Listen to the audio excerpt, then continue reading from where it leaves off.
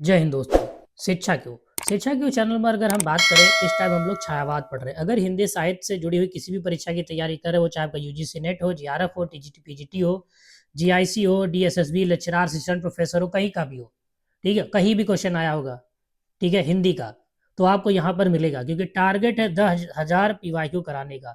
अगर शिक्षा के चैनल पर पहली बार आए तो प्लीज़ वीडियो को लाइक और चैनल को सब्सक्राइब कर लीजिएगा। इस टाइम हम लोग छायावाद पढ़ रहे हैं और छायावाद का लेक्चर नंबर 4 है।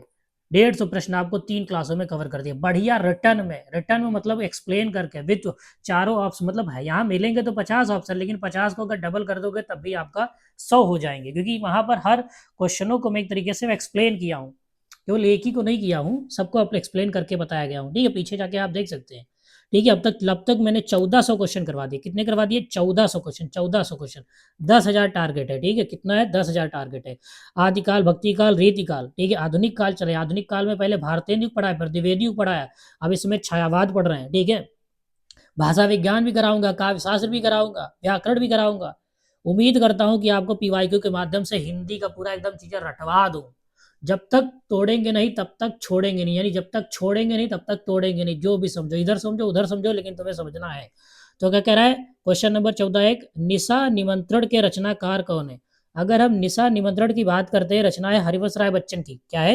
हरिवंश राय बच्चन के लेखक कौन है? अगर हम बात करें अपराजिता के, तो इसके लेखक है अंचल। कौन है? अंचल, ठीक है। इनका क्या नाम था? पूरा नाम था रामेश्वर शुक्ल अंचल, ठीक है। रामेश्वर शुक्ल अंचल इनका था पूरा नाम। हलालावाद के प्रवर्तक किसे कहा जाता है? तो हरिवंश राय बच्चन को कहा जाता है। किसको कहा जाता है? हरिवंश राय बच्चन को हलालावाद का प्रवर्तक माना जाता है। शत्रु मेरा बन गया है, छल रहित व्यवहार मेरा, ये जो पंक्तियां हैं किस कृति से ली गई हैं? तो ये हरिवंश राय बच्चन की एक रचना है, मधु कलश, ठीक है। तो मधु कलश से ली गई है। तो ऑप्शन नंबर डी क्या हो जाएगा? इसका करेक्ट हो जाएगा। हिंदी काव्य मंसलवाद, ठीक है, के प्रवर्तक कौन थे? अगर हम मंसलावाद की बात करते हैं, ठीक है, तो इसके प्रवर्तक कौन थे? इसके प्रवर्तक थे रामेश्वर शुक्ल अंचल, ठीक है। कौन थे? रामेश्वर शुक्ल अंचल थे, ठीक है। इसलिए मामला ये मायने पड़ जाता है। बालकृष्ण शर्मा नवीन का सर्वप्रथम प्रकाशित काव्य ग्रंथ कौन सा है? अगर हम बालकृष्ण शर्मा की बात करते हैं, ठीक है, नवीन का जो सबसे पहला प्रकाशित काव्य संग्रह कौन सा था? ठीक है, तो कुनकुम, ठीक है, कुनकुम था। कौन था? कुनकुम था। पुष्प की अभिलाषा नामक प्रसिद्ध कविता किसने लिखी थी? तो माखनलाल चतुर्वेदी ने लिखी थी। किसने लिखी थी? माखनलाल चतुर्वेदी ने लिखी थी। किसने लिखी थी? माखनलाल चतुर्वेदी ने लिखी थी। और ये एक भारतीय आत्मा उपनाम से कविता लिखते थे। एक भारतीय उपनाम, सॉरी, भारतीय आत्मा। मौर्य विजय किसकी कृति है? अगर हम मौर्य विजय की बात करते हैं तो यह सिया राम शरण गुप्त की रचना है। किसकी है? सिया राम शरण गुप्त की रचना है। छायावाद और उत्तर छायावाद के बीच कुछ वैसा ही संबंध दिखता है जैसा मध्यकाल में भक्ति काव्य और रीति काव्य के बीच था। ये जो पंक्तियां हैं किस लेखक की हैं? तो डॉक्टर राम स्वरूप चतुर्वेदी ने ऐसा कहा था कि छायावाद और उत्तर छायावाद के बीच कुछ ऐसा ही वैसा ही संबंध दिखता है जैसे मध्य काल में भक्ति काव्य और रीति काव्य के बीच देखने को मिलता है। छायावाद तत्व प्रकृति के बीच जीवन का उद्गीत है, गीत है। ये जो पंक्तियां हैं, ठीक है, ये किसकी हैं? ठीक है, ये जो पंक्तियां हैं ये किसकी हैं? महादेव वर्मा, जयशंकर प्रसाद, नंद दुलारे वाजपेयी, ठीक है, ठीक है। यह जो उद्घोष है वो किसका है? ठीक है, तो महादेव वर्मा का। महादेव वर्मा का घोष है कि छायावाद तत्वत प्रकृति के बीच जीवन का उद्गीत है, ठीक है। गीत नहीं, गीत था है लास्ट में। नौका विहार कविता में गंगा की लहरों के बीच चांद के प्रतिबिंब के लिए किस प्रकार की नायिका का उल्लेख देखने को मिलता है? ठीक है, तो मुग्धा। तो नौका विहार कविता में गंगा की लहरों के बीच चांद के प्रतिबिंब के लिए मुग्धा प्रकार की नायिका का उल्लेख हमें देखने को मिलता है। कामायनी में मनु ने श्रद्धा को क्या कहकर संबोधित किया? अगर हम बात करें कामायनी में, जयशंकर प्रसाद की रचना है, 1935 में प्रकाशित हुई थी। तो मनु ने श्रद्धा को क्या कहकर प्रकाशित किया है? तो बसंत के दूत, बसंत के दूत कहकर क्या किया है? संबोधित किया है। क्या किया है? संबोधित किया है।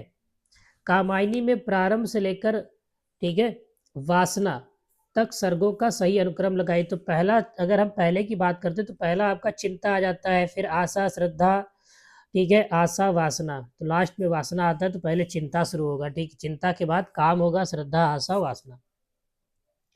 डॉक्टर रामविलास शर्मा के अनुसार राम की शक्ति पूजा में किन दो कविताओं का सार तत्व है, ठीक है?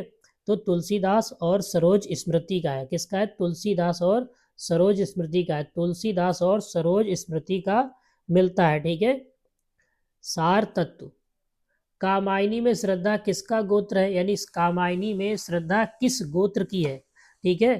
तो काम गोत्र की है। याद रखना, जो कामायनी में श्रद्धा है वो काम गोत्र की है। किस गोत्र की है?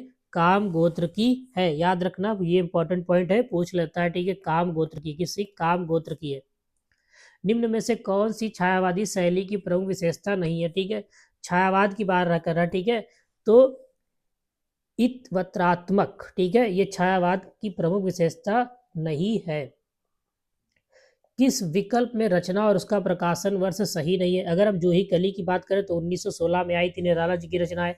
योगांत तो 1936 में आई थी, पंत की है। कामायनी 1938, गलत। ये 1935 में आई थी, 1935 में इसका प्रकाशन हुआ था, तो ये क्या ऑप्शन गलत हो जाएगा। छायावाद के संदर्भ में निम्नलिखित में से कौन सा कथन क्या है? असत्य। अगर हम छायावाद के संदर्भ में बात करें तो निम्नलिखित में से कौन सा कथन है जो असत्य है, ठीक है? तो छायावाद कवियों ने प्रधान रूप से प्रणय की अनुभूतियों की व्यक्त किया है, गलत। ऐसा उन्होंने नहीं किया, तो यही क्या हो जाएगा हमारा? असंगत हो जाएगा, यानी असत्य हो जाएगा, ठीक है। यही क्या हो जाएगा? सत्य हो जाएगा। मतलब ये है सत्य, लेकिन असत्य हमको चाटना था, पहले मिल गया।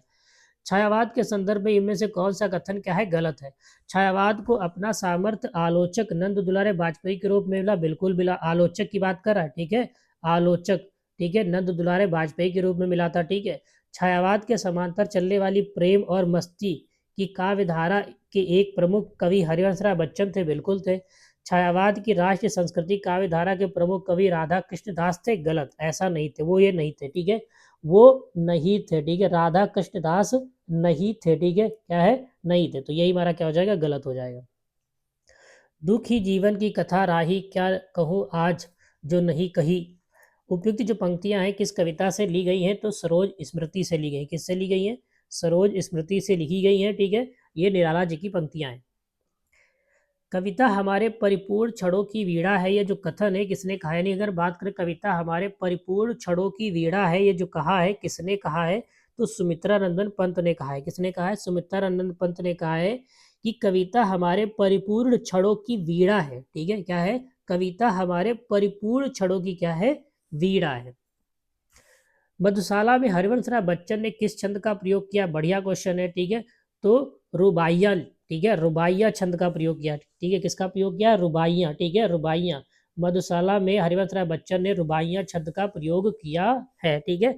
रुबाइया 4 पंक्तियों की कविता, याद रखना, 4 पंक्तियों की कविता है, ठीक है। द्रौपदी नामक प्रबंध काव्य के रचयिता कौन है? अगर हम द्रौपदी की बात करते हैं तो ये नरेंद्र शर्मा का काव्य है, ठीक है। नरेंद्र शर्मा का कैसा है? प्रबंध काव्य, ठीक है। कैसा है? प्रबंध काव्य द्रौपदी, ठीक है। क्या है? द्रौपदी। सुमित्रा नंदन पंत की निम्नलिखित में से किस रचना पर महर्षि अरविंद का प्रभाव देखने को मिलता है? सुमित्रा नंदन पंत पर महर्षि अरविंद का प्रभाव देखने को मिलता है, यानी ये अरविंद दर्शन से क्या थे? प्रभावित थे, ठीक है। क्या थे? प्रभावित थे। लेकिन देखने को मिलता है किस रचना पर देखने को मिलता है, ठीक है। तो स्वर्ण किरण, ठीक है, स्वर्ण किरण, ठीक है, स्वर्ण किरण। ऑप्शन नंबर बी क्या हो जाएगा? इसका राइट हो जाएगा। प्रसाद जी ने अपने किस रचना में आनंद की प्रतिष्ठा दार्शनिकता के ऊपर आभास के साथ कल्पना की भूमिका बनाकर दी है? क्या कह रहा क्वेश्चन? प्रसाद जी ने अपनी किस रचना में आनंद की प्रतिष्ठा दार्शनिकता के ऊपरी आभास के साथ कल्पना की भूमिका बनाकर दी है? तो कामायनी, ठीक है। याद रखना, इसका राइट आंसर क्या हो जाएगा? कामायनी हो जाएगी। कामायनी रचना में आनंद की प्रतिष्ठा, आनंद है ये लास्ट वाला उसका सर, ठीक है। तो आनंद की प्रतिष्ठा दार्शनिकता के ऊपरी आभास के साथ कल्पना की भूमिका बनाकर जयशंकर प्रसाद जी ने कामिनी में दिए। किस धारा का काव्य भौतिक और आध्यात्मिक के द्वैत और संघर्ष की ज्वलंत आधुनिक समस्या से जूझने का प्रयास है, ठीक है, जूझने का प्रयास है? तो ये छायावाद, ठीक है। क्या है? छायावाद, ठीक है, क्या है, जूझने का प्रयास है, जो छायावाद काव्य धारा की बात यहाँ पर हो रही। छायावाद धारा का काव्य भौतिक और आध्यात्मिक के द्वैत और संघर्ष की ज्वलंत आधुनिक समस्याओं से जूझने का क्या है, प्रयास है। काव्य की संकल्पात्मकता अधमूति कथन किसका, यानी कि काव्य आत्मा की संकल्पात्मक, ठीक, अनुभूति यही है जो कथन है, किसका है, जयशंकर प्रसाद का कथन है। किसका है, जयशंकर प्रसाद ने ऐसा कहा था, ठीक है। और पंत ने कहा था कि कविता हमारे परिपूर्ण क्षणों की क्या है, वीणा है। क्या है, वीणा है। सुमित्रानंदन पंत की काव्य कृति नहीं, अगर यहाँ पर बात करें सुमित्रानंदन पंत की जो काव्य कृति नहीं है तो दीप शिखा, ठीक है, दीप शिखा महादेवी वर्मा की रचना। किसकी है, महादेवी वर्मा की रचना है। कामायनी में कौन सा सर्ग नहीं आता है, ठीक है, श्रद्धा, चिंता, आनंद आता है, लोभ नहीं आता है। क्या है, लोभ इसका हो जाएगा गलत, लोभ सर्ग नहीं आता है।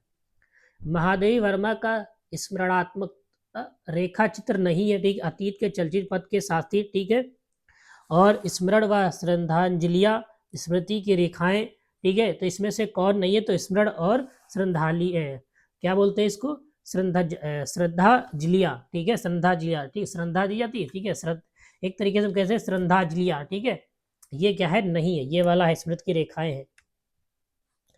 सुमित्रानंदन पंत विरचित ग्राम्य और युगवीणा किस विचार की रचना है, ठीक है, तो क्या कह रहा, सुमित्रानंदन पंत विरचित ग्राम्य तथा युगवीणा किस विचार की रचना है, ठीक है, तो प्रगतिवादी। कैसी है, प्रगतिवादी। कैसी, प्रगतिवादी। ऑप्शन नंबर डी क्या हो जाएगा, इसका करेक्ट हो जाएगा। कामायनी में कुल कितने सर्ग है, 15 सर्ग है। कितने, 15 है। कितने हैं, 15 सर्ग है। कितनी बार देखो पूछा गया है क्वेश्चन, ठीक है, पता होना चाहिए, बहुत ईजी है, लेकिन जो बच्चे नहीं पढ़ते वो भूल जाता है, ठीक है, जो पहली पहली बार आते हैं उनके लिए तो बहुत जरूरी। कामायनी में कितने सर्ग है, 15 है। एक भारतीय आत्मा किस कवि को कहा गया है, तो किसको कहा गया है, ठीक है, किसको कहा गया है, माखनलाल चतुर्वेदी, ठीक है, ये इसी नाम से कविताएं लिखते थे, ठीक है। कितनी बार पूछा गया, ये देखो ससुरा नाती, इतनी बार पूछा, छी, इतना सरल क्वेश्चन, छी।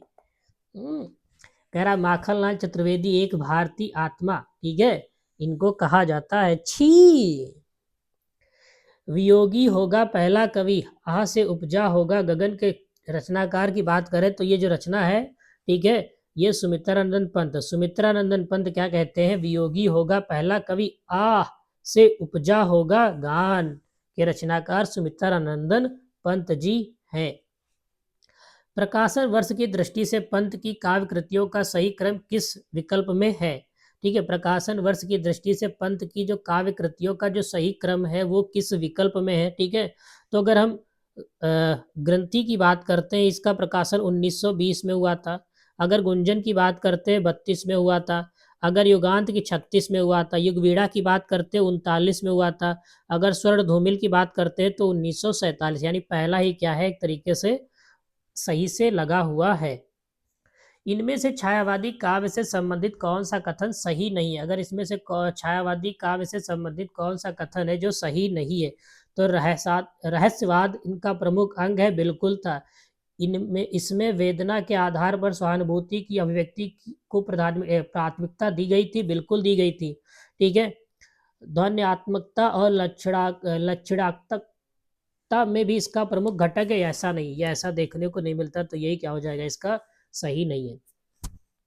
आचार्य नंद दुलारे वाजपेयी की समीक्षा, ठीक है, पद्धति से संबंधित कौन सा कथन सही नहीं है, ठीक है, नंद दुलारे वाजपेयी की बात कर रहा है, ठीक है, समीक्षा पद्धति से संबंधित कौन सा कथन है जो सही नहीं है। इन्होंने शुक्ल की समीक्षा पद्धति को ही आगे बढ़ाया, बिल्कुल, क्योंकि आलोचक थे, ठीक है, तो शुक्ल के सिद्धांतों को यथावत स्वीकार कर छायावादी काव्य का सौंदर्य शास्त्री समीक्षा की गलत है, ऐसा नहीं किया था, ठीक है, ये क्या है, पॉसिबल नहीं था, गलत है, यही क्या है, गलत हो जाएगा, ऑप्शन नंबर बी। चंचल किशोर सुंदरता की मैं करती रहती रखवाली, मैं वह हल्की सी मसलन हूँ जो बनती कानों की लाली। ये जो उपयुक्त काव्यांश में किसका वर्णन किया गया, ठीक है, ये जो पंक्तियां ली गई, ठीक है, ठीक है, किसका वर्णन किया गया, क्या कहता है, चंचल किशोर सुंदरता की मैं करती रहती रखवाली, मैं वह हल्की सी मलसन हूँ जो बनती कानों की बाली, तो लज्जा का वर्णन किया गया। ठीक है, किसका? लज्जा का वर्णन किया है। तो ऑप्शन नंबर याद रखना, सी क्या हो जाएगा? करेक्ट हो जाएगा।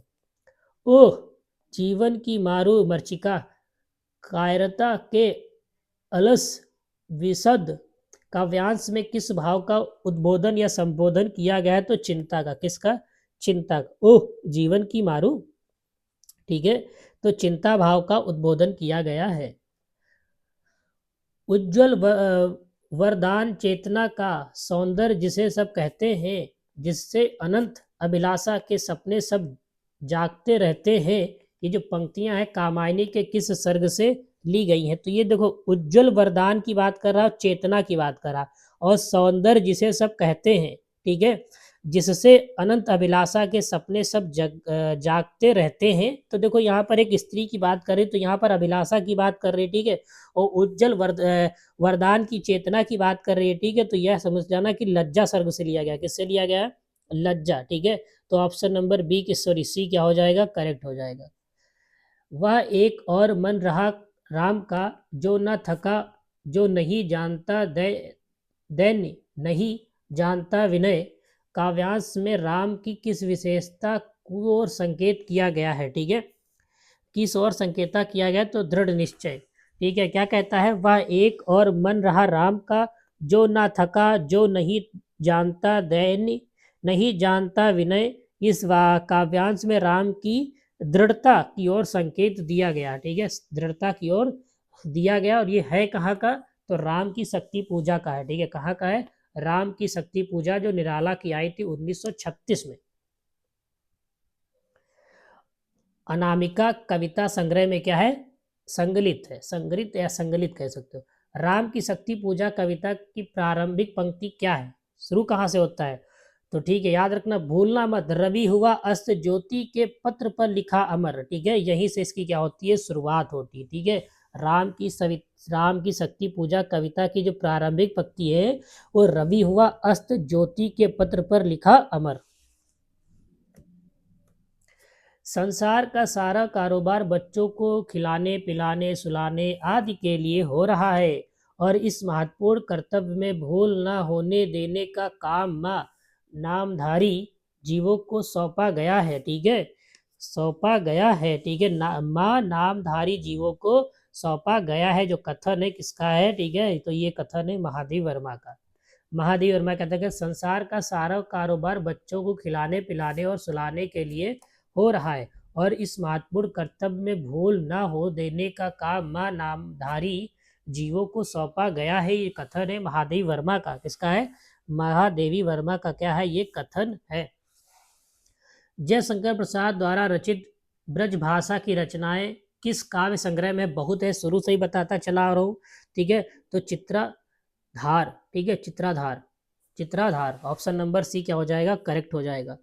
चंपू काव्य उर्वशी के रचयिता कौन है? अगर हम चंपुक की बात करते तो ये जयशंकर प्रसाद। ठीक है, चंपुक काव्य था। उर्वशी कैसा? चंपुक काव्य है। इसके रचयिता कौन है?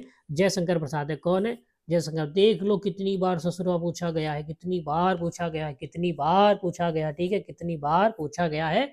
और उर्वशी आया कब था? ठीक है, उर्वशी आया कब था?